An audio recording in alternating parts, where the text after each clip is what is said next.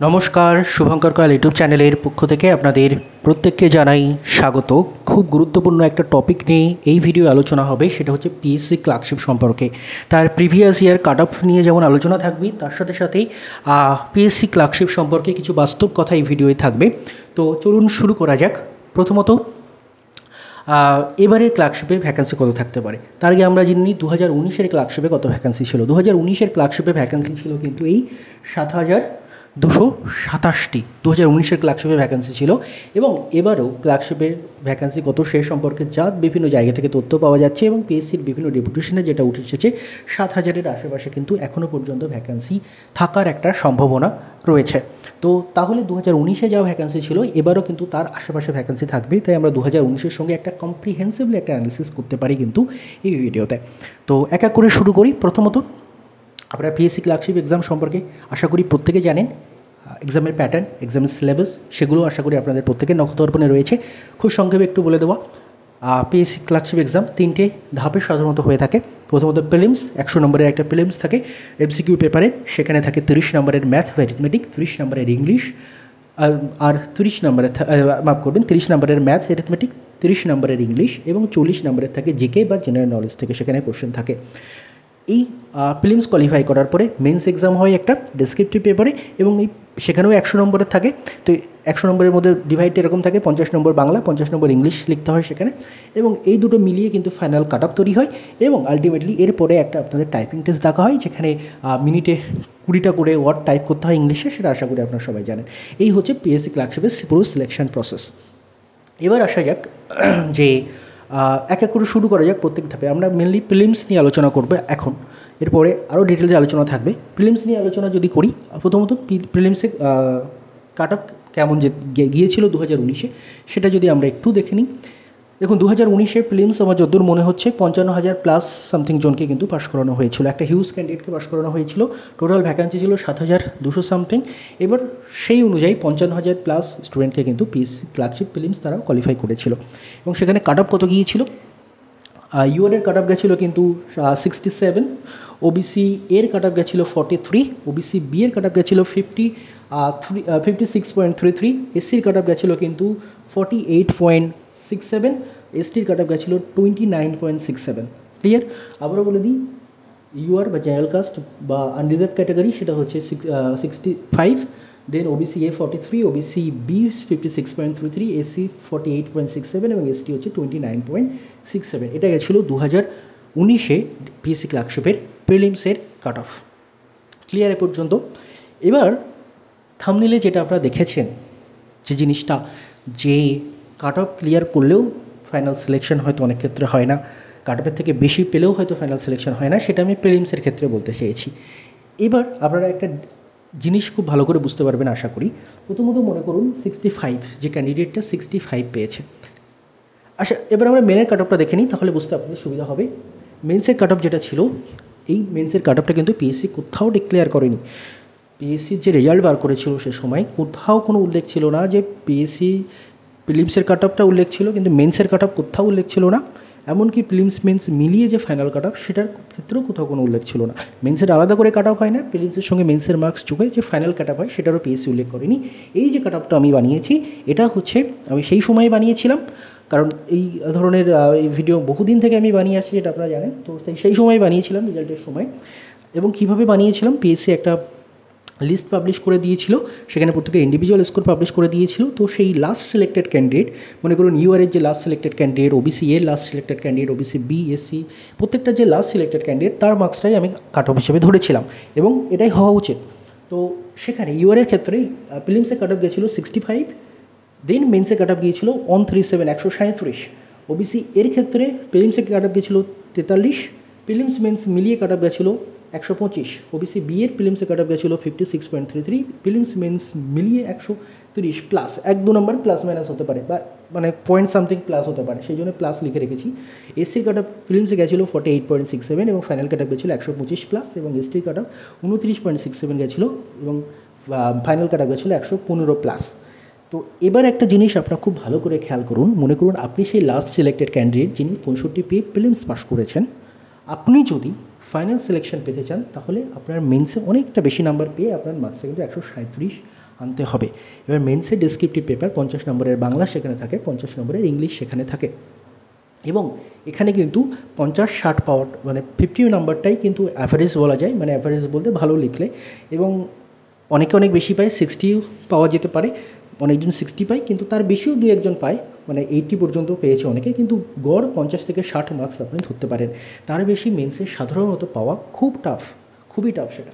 তো এবার যেটা দেখুন 65 নাম্বার গেছে প্রিলিমসের কাটা, মেন্সে গিয়ে সেটা 137 হচ্ছে, মানে মেন্সে আপনাকে 72 পেতে হবে। আপনি যদি সেই লাস্ট সিলেক্টেড ক্যান্ডিডেট হন ইউআরের ক্ষেত্রে, তাহলে আপনাকে মেন্সে 72 নাম্বার দরকার ফাইনাল সিলেকশনের জন্য 100-র মধ্যে, যেটা খুবই টাফ, বা নেয়ার টু ইম্পসিবল বলা যায় না, কারণ অনেকেই পায়, কিন্তু খুবই টাফ। ওবিসি এর ক্ষেত্রে 43 গেছিলো প্রিলিমসের কাটা, সেখানে মেনের কাটা গেছে, প্রিলিমস মেন্স মিলিয়ে কাটা গেছে 125, অর্থাৎ 82 নাম্বার পেতে হচ্ছিল লাস্ট ক্যান্ডিডেটকে ফাইনাল সিলেকশনের জন্য। ওবিসি বি এর ক্ষেত্রে 56.33 গেছিলো প্রিলিমসের কাট অফ, মেন্সের কাট অফ গেছিলো 130+, অর্থাৎ প্রায় 74 নাম্বার পেতে হচ্ছে কিন্তু ফাইনাল সিলেকশন পেতে মেন্সে শুধুমাত্র। এসসির কাট অফ গেছিলো 48.67, ফাইনাল কাট অফ 125+, অর্থাৎ এসসি ক্যান্ডিডেট যদি লাস্ট ক্যান্ডিডেট হয় যে 48.67 পাস করেছিল তাকে কিন্তু 76 নাম্বার মেন্সে পেতে হয়। এসটি ক্যান্ডিডেট যে 29.67 নাম্বার পেয়ে প্রিলিমস পাস করেছিল তাকে কিন্তু ফাইনাল সিলেকশন পেতে 85 নাম্বার মতো কিন্তু প্রিলিমসে পেতে হবে, মাফ করবেন মেন্সে পেতে হবে। তাহলে একটা হিউজ একটা ডিফারেন্স আসছে। আমি এটাই বলতে চাইছি যে কাট অফ ক্লিয়ার করলে, মনে করুন আপনি কথার কথা ইউআর ক্যান্ডিডেট, ইউআরের কাট অফ গেছিলো 65, আপনি মনে করুন 75 পেয়ে গেছেন, আপনি খুব খুশি যে আমি 75 পেয়ে গেছি, কাট অফের থেকে 10 নম্বর আমার বেশি আছে, তবুও আপনার সিলেকশন কিন্তু বহু ক্ষেত্রে আটকে যাবে। যেমন আমি পার্সোনালি কয়েকজনকে চিনি যারা প্রিলিমসে 80+ স্কোর করেছিল, প্রিলিমসে যেখানে কাট অফ গেছিলো 65, কিন্তু তারা 80+ প্রিলিমসে স্কোর করেছিল, কিন্তু প্রিলিমস মেন্স মিলিয়ে যখন ফাইনাল কাট অফ আসলো তারা কিন্তু তাদের সিলেকশন, কাঙ্ক্ষিত সিলেকশন পায়নি।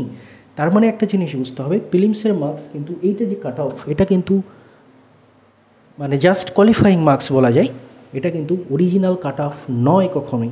অরিজিনাল কাট অফ যদি আমাদের বলতে হয়, সেটা আমি আপনাদের সামনে তুলে ধরছি। দেখুন, অরিজিনাল কাট অফ যদি বলতে হয় তাহলে আমরা ধরে নেব প্রিলিমসে কেউ জেনারেলি যে নাম্বারটা ম্যাক্সিমাম স্টুডেন্ট পায়, যারা একটু ভালো লেখে, তারা 50 থেকে 60-র মধ্যে নাম্বারটা কিন্তু তারা পায়। আমি এখানে আর একটু কম করে, মানে লোয়েস্ট জানি যে রেঞ্জটা 50 থেকে 60 কিন্তু ম্যাক্সিমাম ক্যান্ডিডেট পায় মেন্সে, যারা একটু টুকটাক ভালো লেখে।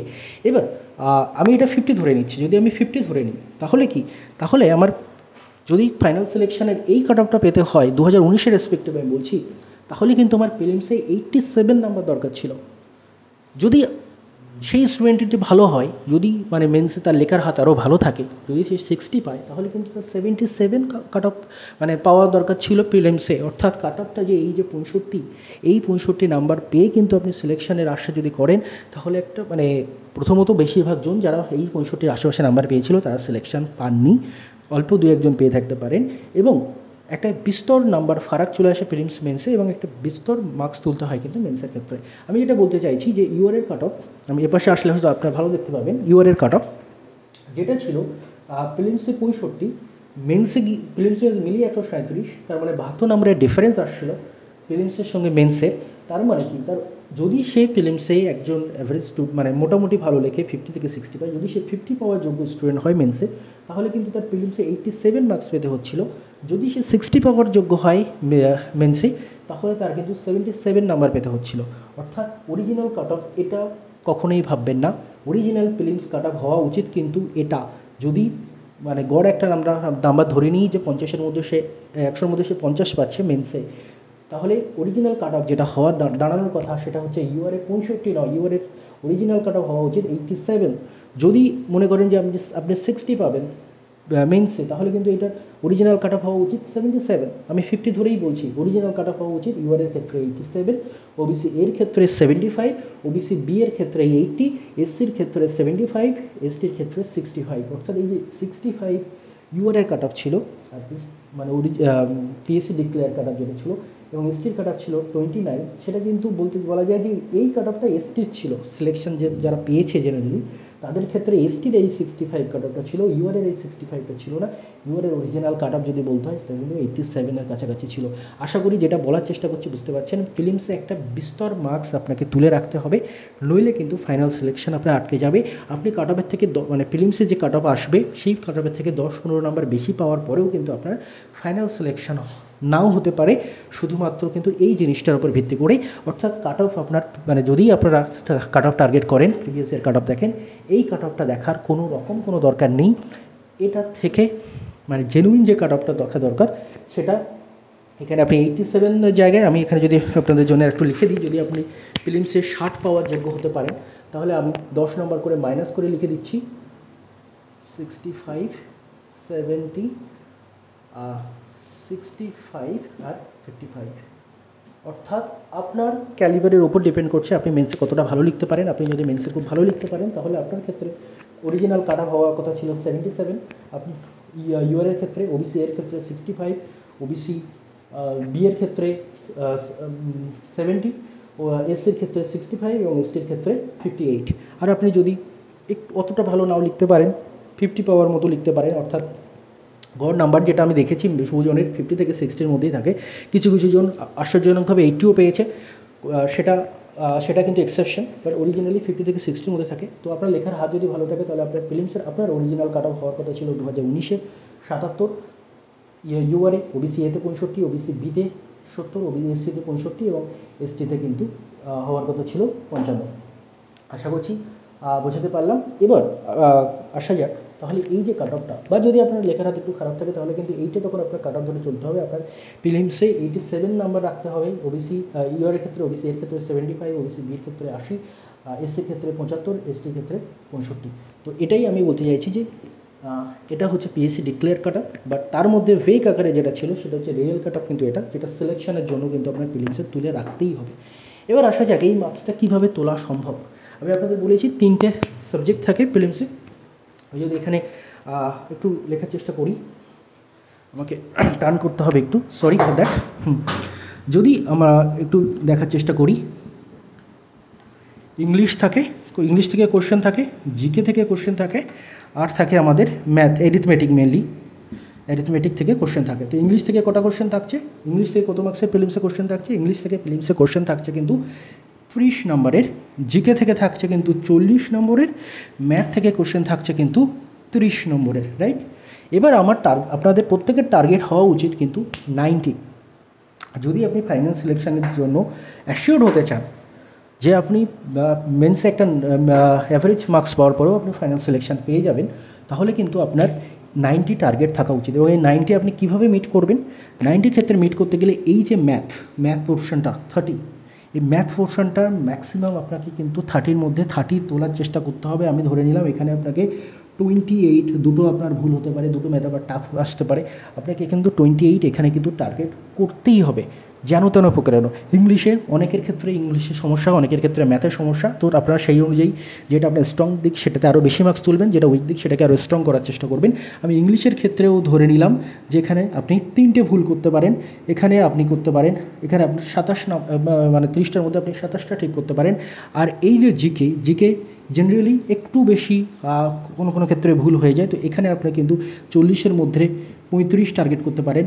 তো এর বেশি কিন্তু আপনার মানে এর বেশি ভুল করা আপনার চলবে না, এমনভাবে এখন থেকে প্রিপারেশন নিতে হবে। এক্সামের সময় যদি কোশ্চেনটাও আসে এই কাট অফটা এক ধাক্কায় অনেকটাই নিচে নেমে যাবে, সেই বিষয়ে আমাদের এখন টেনশন করার কোনো দরকার নেই। আমাদের যেটা টার্গেট স্কোর থাকা দরকার, আমি সেটার কথাই বলছি যে ইংলিশ থেকে যে 30টা কোশ্চেন আসছে সেই 30টার মধ্যে 27টা আপনি যাতে ঠিক করতে পারেন সেই লেভেলের প্রিপারেশন এখন থেকে আপনাকে নিতে হবে। ম্যাথে যদি 30টা কোশ্চেন আসে, 30টার মধ্যে 28টা কোশ্চেন আপনি যদি ঠিক করতে পারেন সেই লেভেলের প্রিপারেশন আপনাকে নিতে হবে। জিকেতে 40টা কোশ্চেন আসে, তার মধ্যে যেন 35টা আপনার ঠিক হয়, সেই লেভেলের প্রিপারেশন কিন্তু আপনার অবশ্যই দরকার। ক্লিয়ার? আশা করি বুঝতে পারছেন ব্যাপারটা। এবার এই হচ্ছে সম্পূর্ণ বিষয়। টার্গেট স্কোর কিন্তু প্রত্যেকেই, বিশেষ করে ইউআর ক্যান্ডিডেট যারা আছেন তারা কিন্তু 90-র কাছাকাছি রাখুন। এবার কোশ্চেন যদি একটু টাফ এসে যায় এই কাট অফটা অনেকটাই কমে যাবে, সেটা বলার কোনো অপেক্ষা রাখে না। আর মেন্সের মার্কসের আশায় বসে একদমই থাকবেন না, কারণ মেন্সে এই ভিডিওর কমেন্ট সেকশনে না আপনি দেখবেন, ভিডিওটা দেখার পরে এই ভিডিওর কমেন্ট সেকশনে দেখবেন এমন অনেকজন ক্যান্ডিডেট আছে তারা কিন্তু বলবে তারা প্রিলিমসে 85 মার্কস বেশি পেয়েছিল, তারা বা মেন্সের ক্ষেত্রে কোনো একটা পেপারে মনে করুন বেঙ্গলি পেপারে কেউ ঠিকঠাক নাম্বার পেয়ে গেছে 30, 32, 35 পেয়ে গেছে, ইংলিশ পেপারে কম পেয়ে গেছে, কেউ ইংলিশ পেপারে বেশি পেয়ে গেছে, বাংলা পেপারে কম পেয়ে গেছে, তো এগুলো হয় ডেসক্রিপটিভে কোন টিচারের কাছে খাতা যাচ্ছে, কি আপনার লেখার ধরন তার পছন্দ হচ্ছে কিনা, অনেক কিছুর উপর ডিপেন্ড করে। তো প্রিলিমসে কিন্তু আপনাদের 90-র কাছাকাছি যদি টার্গেট রাখতে পারেন তাহলে কিন্তু আপনি অনেক মানে এই মার্কসটা যদি আপনি প্রিলিমসে পেয়ে যান আপনি কিন্তু অনেকটা অ্যাসিওর হয়ে যেতে পারেন যে মেন্স আপনি মোটামুটি দিয়ে আসলেও কিন্তু আপনি সিলেকশন পাচ্ছেন।